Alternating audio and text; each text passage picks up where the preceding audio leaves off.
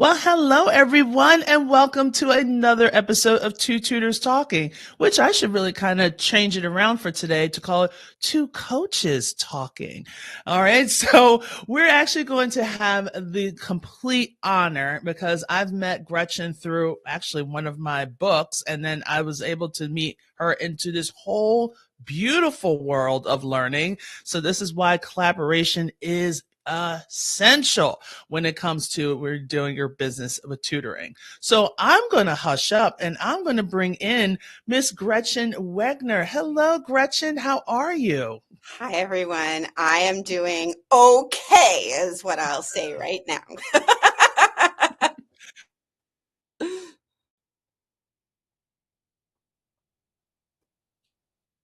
But this is the best thing about this whole.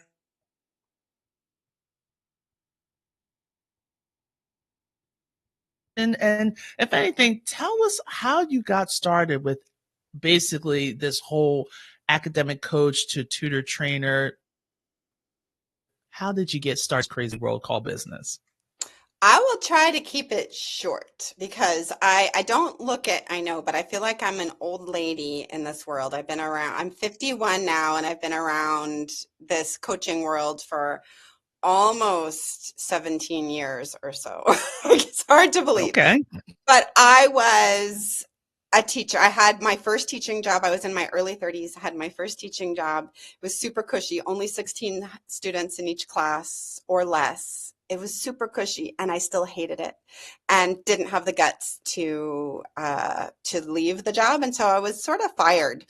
I was a creative teacher, but I needed a lot of support, and the new director of the school didn't want to provide the support I needed. And I stumbled on this thing called academic coaching, and I didn't know it existed, but oh, like my work in the world. I didn't have to teach students stuff they didn't want to learn, and we got to just talk about learning, what lights you up, what makes you curious. What are some of the challenges that come to you when you're learning? This was often students with ADHD or other learning differences. And how can we troubleshoot through those challenges, joyful life, and get the stuff done that you need to get done? And somebody hired me as an academic coach initially. But over a couple of years of doing that, people started asking me, oh, can you do that privately? And so my private practice built up. And then at some point, I realized I wanted more clients on the East Coast. I live in California. And so that way I didn't have to work to 8 p.m. at night. I don't know about you, Audrey, but it's hard being a tutor Oh, and yeah. working Oh, after yeah. school hours, right? Right. And I was and still am single, but I was like, how do I date when, I'm working on Exactly. so I got online and started a blog and ended up getting more clients on the East Coast, ended up creating this thing called the anti-boring approach to powerful studying. That was sort of the name for how I worked with students, as I taught them how not to bore their brains. I got super excited about brain science and teaching that to students. And then people started saying, we want you to train us. And I was like, okay, I kept on saying yes to the universe. And I might have said a few yeses too many. But here we are now. I don't see student clients anymore as of the last year, so that I can really focus on supporting all of the academic coaches and tutors in the anti-boring learning lab. And it's just one of the joys of my life to actually work with adults. So here we are. Oh, nice. That's wonderful. Now, if anything, tell us a little bit more about your anti-boring because I know a lot of people like, I'm bored. I don't want to do it this way. And everyone says you have to do it this way in order to be successful, but you're breaking the mold. So tell us about your learning lab. Yeah, well, the reason first of all, I'll say why I use anti-boring as a phrase. And it came when I was first learning how to market my business. And it's like, well, what are you promising to students? And they're like, can you make school fun? And I'm like, no, nobody can make school fun. But the one thing I can do is I can promise students that I can give them the tools to not bore their own brains. I can't promise they're going to have a great teacher or a great school environment that they're so thrilled to be at all the time. And anyway, teenagers, even if you said you could make it fun, they would just side eye you. Yeah. So, but I was like, but I can help you make it anti-boring for yourself. And are you on the ride for that? Are you willing to take responsibility for your own boredom and to learn the tools you need to keep yourself engaged and focused, regardless of how good or bad your teacher is? And bad, I use that when I'm talking to students. I'm not really judging teachers as bad. Right. But so that's how the word anti-boring came about. And then as I learned all the brain science, I was just like, oh my God, right. There are specific things we can do that quite literally bore the brain, that makes the brain less engaged versus more engaged. And I started teaching what became mini lectures, I called them. I noticed I was almost, do you do this in your tutoring? Sometimes there's something that you say over and over again that almost becomes a script. Yes. And so that's what I called a mini lecture. And then I realized I had about 7 mini lectures that were really successful for students. And they only took around 10 to 15 minutes to provide. And that's when that's around the same time that people were asking me to train them. And I was like, great, I can train you in these mini lectures that I've come up with. And so even now inside the anti-boring learning lab, we have, like we just had it yesterday and it was so much fun, a mini lecture practice where folks who are working through my courses come in and we go around and it's like, which mini lecture are you going to practice leading today? Is it the study cycle? Is it going to be the working memory piece? Is it going to be the spaced retrieval piece? These are all concepts from brain science. And then we go around and one person pretends to be the coach. I mean, the client, and the other is the coach. And we practice. I mean, people get a little scared, right? It's a little scary to like lead your peers in these new things you're learning. But it's just an hour, and it's by the end, people are like, oh my God, I was so nervous, but I learned so much. So that's just a taste of what we do inside the Learning Lab now. Right. I mean, and that's like that supporting. And so many people, especially educators, sometimes we think that the only thing I can do is teach in the classroom. And the only way that I can survive is to stay in this stigma. And if you try to think outside, sometimes you'll have your colleagues, your family, and other people saying, what are you talking about? Why are you trying to guide you that says, yeah, you can. And then when you do find and not just like high school teachers, there's college professors, there's, stay-at-home moms or anyone that's interested is really geared towards it. And it just really builds up not just a community, but it's like a family that people actually look forward to like seeing. It's not like sometimes for me going to some people's houses and I'm like, oh, okay, I got to go to the house and show face. Like they really want to be there and they really want to get that advancement. And I think that's just amazing to see those collaborations and to see them taking what they're practicing inside the learning lab and breaking away from, how should I say it, their comfort. Because like you said, there was that fear and now they're breaking through and they're seeing something else. Yeah. Well, and I want to say something about that fear. I'm so glad you named it as such, because one of the things that classroom teachers forget, and I think even tutors and coaches forget, is how vulnerable it is to be a learner. Like how vulnerable it is to not know something and to have somebody like thinking or when they're teaching you, they're like expecting you to get it. And what if you don't get it? And what if you just feel like, oh, all these voices, like I'm a bad person. I should be smarter. I should be this. I should be that. Students have that all the time. And it takes such courage even to raise your hand or even to turn in an assignment that's imperfect. And so in the Learning Lab, which is for educators, and there are classroom teachers in there are coaches, there are tutors, there are educational therapists.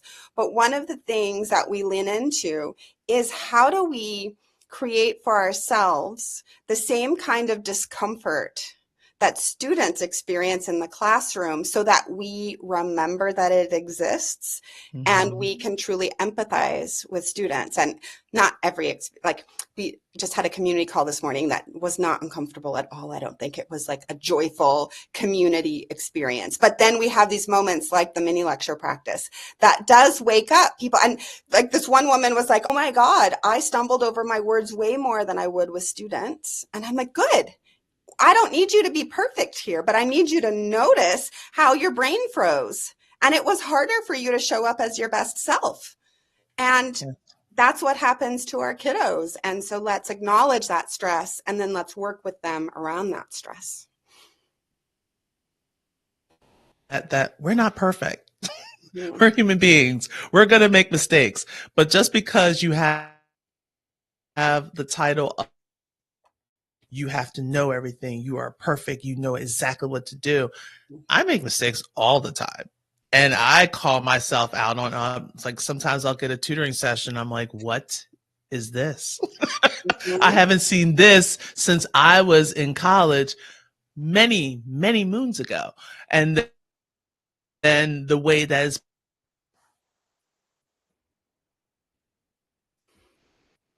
I'll tell them, I used to be terrible at math.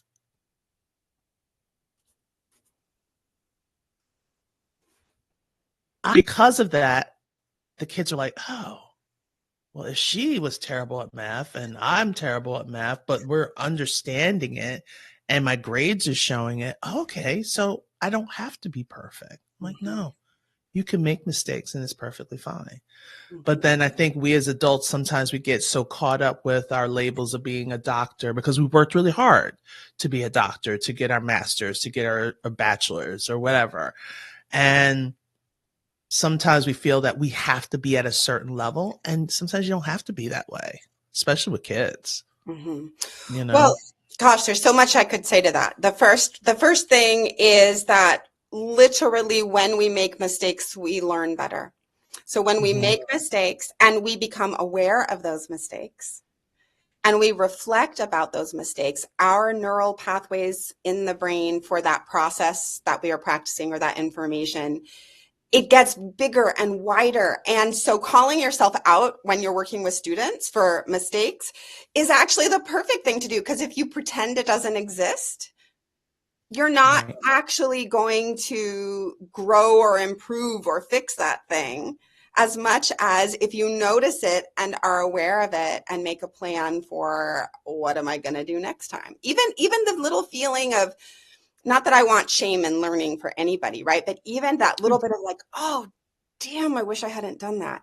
That little emotional burst is what is going to propel us into actually doing it better or being more effective the next time. So it's one thing I could say. Right. Well, it was the best thing to say. It was the best thing to say because that's what we need to hear. We need to hear the realness of education and the realness of our delivery. And it's okay. So, and if you guys are really thinking about, this really sounds good. I want to learn a little bit more about the Learning Lab. I'm like really excited about it. Like, are there any big coming attractions that's happening in the Learning Lab? Because you're so cute, your little attractions there. So what I will say is that the Learning Lab is always open. So people, and there's a free trial. So a coming attraction could be, you could come in and jump in and check it out for 24 hours and then leave again. So people could totally do that. You also could go to antiboringlearninglab.com, which is my website, and there is a free library there. And there is a free course called Unlock Student Learning. And that free course will give you two things. It'll introduce you to my main mini lecture called The Study Cycle, which is how I summarize all the complexity of brain science in one little 10-minute conversation with students and teach you how to deliver it to students. So that will be there. And it will also get you on my list.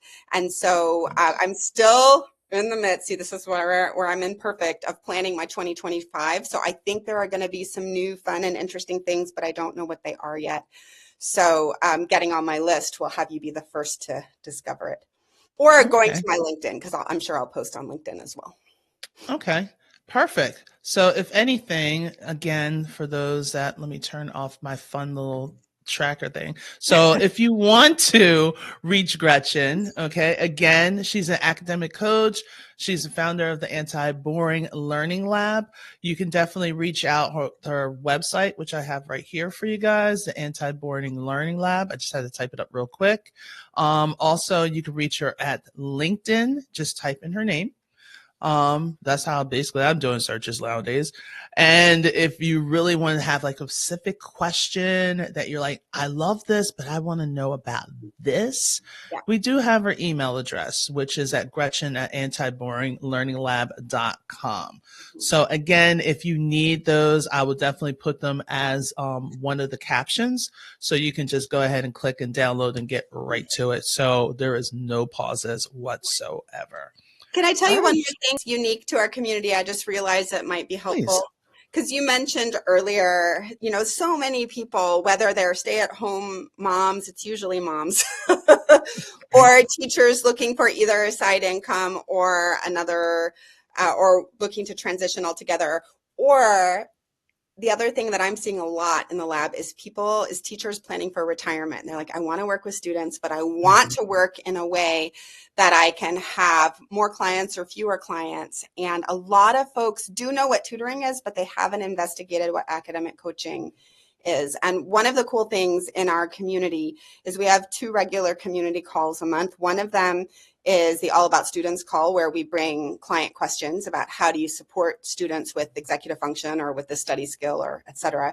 But we also have, which I just led this morning, the All About Biz call, where people can bring their questions about supporting themselves. Today, we talked a lot about pricing and how to price your services. So Yes. I like to think of it as a one-stop professional development shop and loving community, so that you don't feel so alone with that transition. So whoever you are, you might find one or both of those calls really useful.